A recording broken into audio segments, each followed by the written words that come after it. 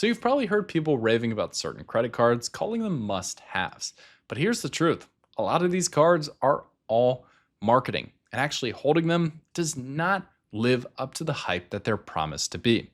That's why in today's video, I'm targeting 6 of the most popular credit cards that in my opinion are a lot more hype than they actually are useful to hold in your wallet. My goal is to save you time, money, but mostly frustration, and to not leave you with a credit card that just does not match the expectations of what you thought going in. Ready to jump in? Well, let's get right into it.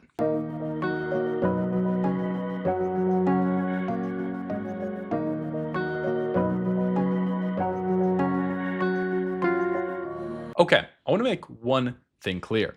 Let's define not living up to the hype. This is simply, in my eyes, the expectations of what you heard about the card or what you were marketed to by the company, not matching the reality of actually holding the card. Now, to make this even a little more fun, I'll order them from 6 down to 1, with 6 being the least egregious violator of overhyping itself, but number 1 being the worst, and just a dreadful experience at the end of the day for the majority of people who are going to hold it. Viewers, beware. These 6 are likely going to let you down. Starting with number 6, the Bilt MasterCard. Now, here's what you need to know. The Bilt MasterCard is a $0 annual fee card. That's the only credit card today that allows you to make rent payments without incurring the charges and fees associated with paying your rent on a credit card. Now, rent is not the only thing that it does. You will earn 1x Bilt points on every dollar spent on rent, but you'll also earn 5x points on Bilt neighborhood dining partners, 3x points on all other dining, 2x on travel book direct, and 5x with Lyft. Now, a few really important things to know about this card. There is no sign-up bonus, but you get a double points multiplier on Bilt rent day, which is the first day of every month. Now, here's what this card is billed to be. Bilt has really aggressive marketing, especially towards younger, newer credit card users, that really pitches the Bilt as a one-size-fits-all credit card that solves a lot of problems for renters. However, here's why the Bilt card doesn't quite live up to the hype in my mind. First of all, this is a slow earning card, led off by the fact that it offers no sign-up bonus at all. People often underestimate just how many points come as a lump sum for a good sign-up bonus, and by not having one at all, it's going to take you a substantially long time spending on the card to make up to the value of even just an average other card that you could get that does offer a sign-up bonus in that place. Here's my next gripe. This is another credit card to track on. Bilt's condition is that you have to have 4 additional transactions every single billing cycle in addition to your rent payment to be able to earn credited points for making that rent payment. Now, this may not seem like a bad thing if it's the only credit card in your wallet. Of course, you're going to make 5 total transactions for the month. But again, this is a very inefficient card to spend on if it's the only credit card in your wallet. So you're probably managing multiple credit cards, using those really well, but you'll always have to remember to swipe the Bilt card at least 4 additional times to hit 5 transactions in the month. In addition to your rent payment, let me tell you, that's going to get tiring quickly. Finally, the card is not great to have as your only credit card that you spend on. It simply has very average earnings categories. On most dining purchases, you'll earn 3x back. Well, there's a ton of different chase cards with better multipliers themselves that also earn 3x on dining. You also can get 4x on dining with the Amex Gold, or even 5x on the $0 annual fee City Custom Cash if you want to siphon your dining spend onto that card. Now, the other categories simply underperform. 2x on travel is way below what you can get on other travel credit cards. And if you're only earning 1x on every other non-category purchase, well, you're leaving a ton of money on the table. Now, here's my final verdict. That's all the reasons it doesn't live up to all the hype it's been given. It's not a bad card though. In fact, it's impossible to call this card a bad card because it does something that no other credit card does. And between you and me, if Bilt does launch a credit card that has mortgage payments enabled in 2026, I'll be one of the first to jump on board, and I will be willing to jump through those hoops, no matter how difficult or frustrating they may be, in order to get credit card points on my mortgage payments. Coming in at number 5 is a former favorite of mine. Recently, that's fallen out of favor.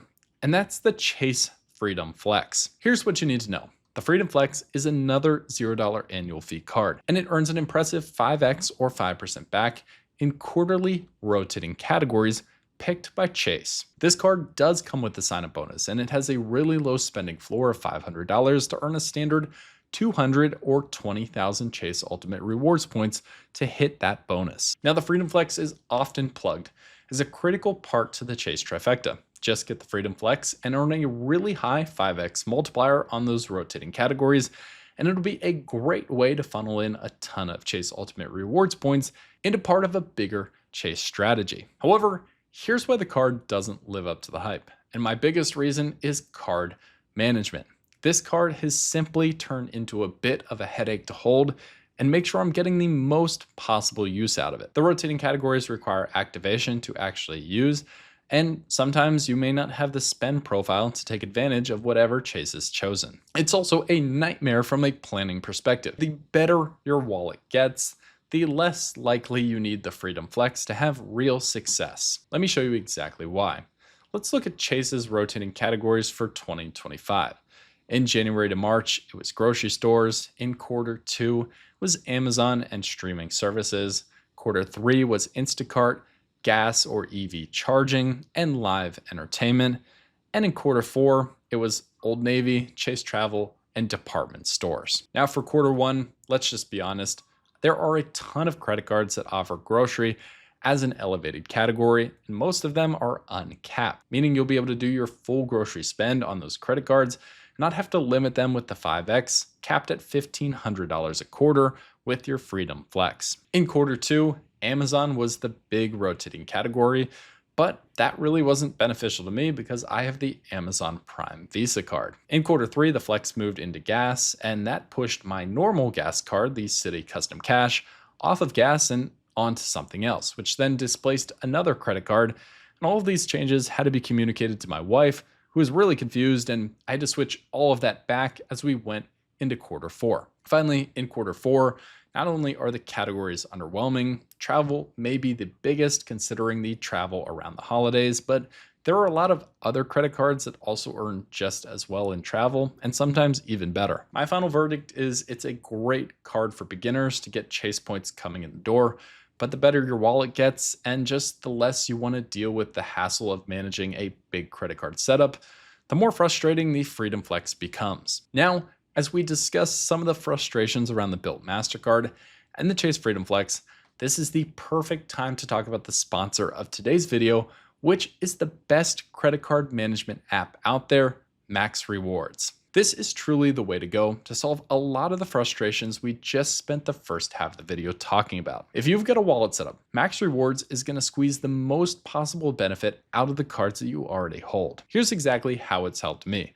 First of all, a huge problem I had was tracking credit card benefits. That's a recurring theme in this video, but Max Rewards has made a lot of that hassle practically disappear. I have both rotating cards, the Discover It and the Freedom Flex. Max Rewards keeps this information locked in and notifies me ahead of time as soon as those new categories go live. It also keeps all the benefits on my other credit cards organized and tracks on how I'm doing in using those benefits to get my annual fee back. For example, it shows I've hit the full $100 value in the Delta Stays credit on my Amex Delta SkyMiles Gold card, and it still shows that I have the full $50 left with only 30 days remaining to hit the hotel credit offered on my Chase Sapphire Preferred. Not only that, with managing so many credit cards in my life, I've realized that tracking spending across all of these cards can be a huge hassle. It allows me to take all of my individual transactions across all my issuers, put them into one screen so I can see easily if there's an unusual charge that's hitting the account. Now, Max Rewards has completely helped me level up my credit card game.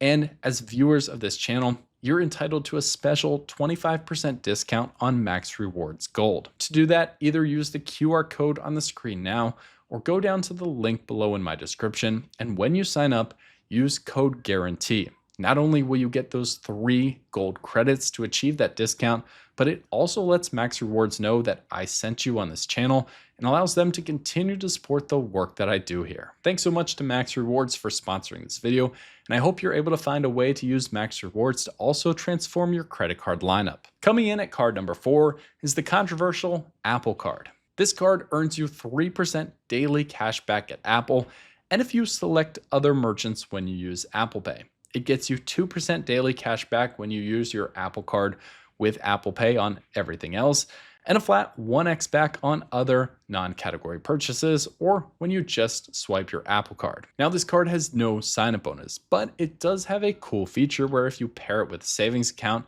it will automatically earn interest on your cash back at an impressive 3.65% APY at the time I'm recording this video. Now, this card is really slick. In terms of user interface, it's got to be one of the best, if not the best out there in classic Apple fashion. But the reason this card doesn't live up to the hype is not in its titanium design or in its slick user interface. It's in the actual functionality of the card. This card simply has extremely limited earnings.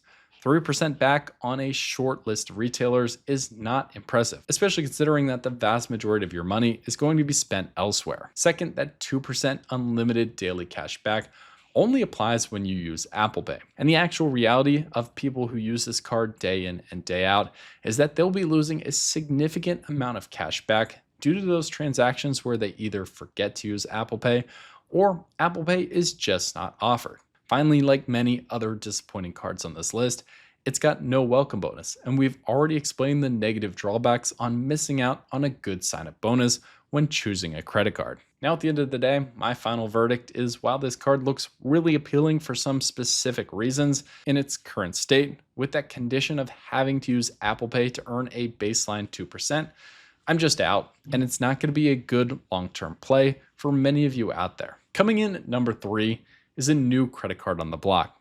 It's the Citi Strata Elite. Here's what you need to know.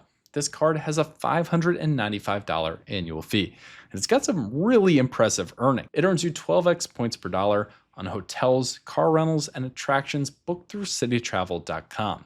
6x points per dollar spent on air travel booked on citytravel.com. 6x points per dollar on dining on city night purchases, which are Friday and Saturday from 6 to 6.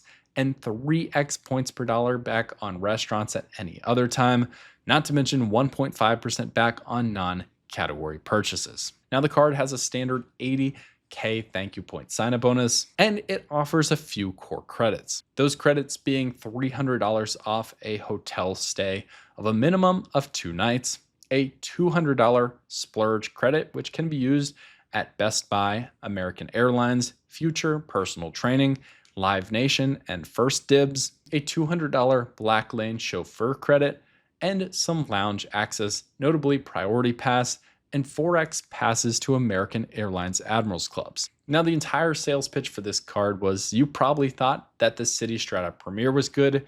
Just wait until Citi unveils their premium travel credit card. Well, like the other cards on this list, it just doesn't live up to the hype. First, this card has a refreshingly low annual fee, but it also has a low amount of credits available to offset that fee. While $595 is actually quite reasonable, there's just not a lot here to actually get your money back. $300 in hotel credits and $200 in splurge credits gets your effective annual fee down to $95, but after that, there's just not much left. In fact, it's so bad it almost feels like they forgot to add a few credits here and just launched the card. Secondly, this card is filled with a bunch of unnecessary limitations. It could be a great card if it weren't for the fact that 6x dining is only on city nights, which is a weird 6 to 6 time range. Imagine getting out of work at 5 or 5:30 and wanting to order takeout or something when you get home, but having to wait potentially up to an extra hour to qualify for 6x points on dining during city nights. Additionally, the limitation of only 4x passes to Admirals Clubs when Citi has a full partnership with American Airlines is a little light in my opinion, and your $300 credit for hotels is okay, but there is that 2-night minimum, and when you book through Citi's travel portal, you're forgoing your hotel status and rewards points that you normally get if you just book through the hotel itself. Finally, the elephant in the room is that the Citi Strata Premier is simply a better card for a lower annual fee. It's got better earnings rates, almost the same sign-up bonus, the same transfer partner access, and a credit that you can entirely wipe out the annual fee with without having to go through all these hoops and conditions. Coming in at number 2 is the Chase Sapphire Reserve. This card has a whopping $795 annual fee, and it earns 8x points on all purchases through Chase Travel, 4x points on flights booked direct, 4x points on hotels booked direct, 3x points on dining worldwide, and 1x on everything else. I'm not going to run through all of the credits and benefits here, but Chase claims to offer $2,700 in value. And if you want to see a full breakdown of the credits and what I think that they're truly valued at, I made an entire video dedicated just to that. Now, the hook is that the Reserve card gives you a fast pass to a luxury travel lifestyle and has an impressive earnings rates to boot. However, this card simply doesn't live up to the hype, and it falls pretty dramatically short. First, the credits packed into the Reserve card just don't make up for that annual fee. Part of the problem is Chase refreshed this card and boosted the annual fee by 45%. Second, they put a bunch of credits that are really unattainable for maybe anybody outside of just a few cities, making Chase seem really out of touch with what a common customer potentially looking at this card would really want. You've got 2 separate $250 credits for their specific hotel collection, the Edit, with a standard property night ranging easily between $750 to $1,000. You've got $250 dining credits that are only available at a handful of exclusive restaurants that the vast majority of cities in the United States don't have partnership access to. And finally, you have a whole bunch of other credits that are really tough to use, like DoorDash credits broken into insanely small credits in insanely frequent increments in which they refresh. And my evaluation is not alone on this.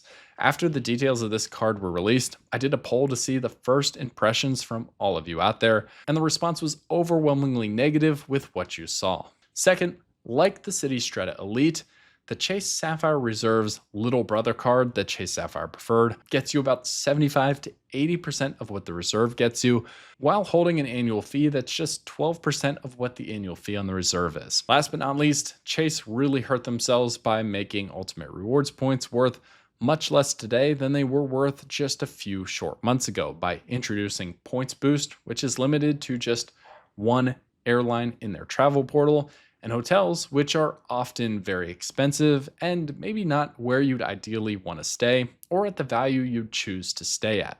Losing the guaranteed 1.5x multiplier on every ultimate reward point on the Sapphire Reserve, well, that was a death blow on this card, and combined with all the other misses baked into this offering, this is simply not a card that's going to live up to the hype.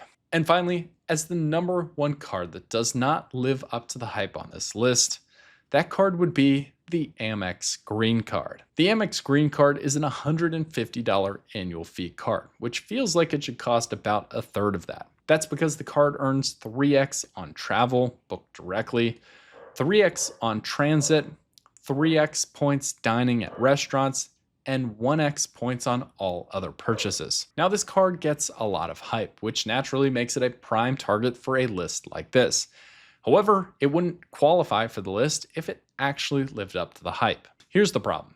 The earnings categories simply aren't that good. 3x on travel when booked direct is good, but not amazing, and there are other ways to earn more on travel with different cards depending on the stipulations you're willing to make. 3x on transit can be good, but only for a tiny subset of people out there. Trust me, I used to live in New York City for a period of time, so I understand how valuable this can be, but it just doesn't apply to most. And finally, 3x on dining, as you've heard with other cards on this list, is an extremely standard multiplier. In my opinion, to make this card viable, you need at least 1.5x or even 2x on all other purchases. And without it, it's simply not worth the squeeze. Finally, I have to ask the question, is Clear Plus really worth paying $150 to hold this card for? Essentially, the function of Clear Plus is to get you through the airport security to your gate faster.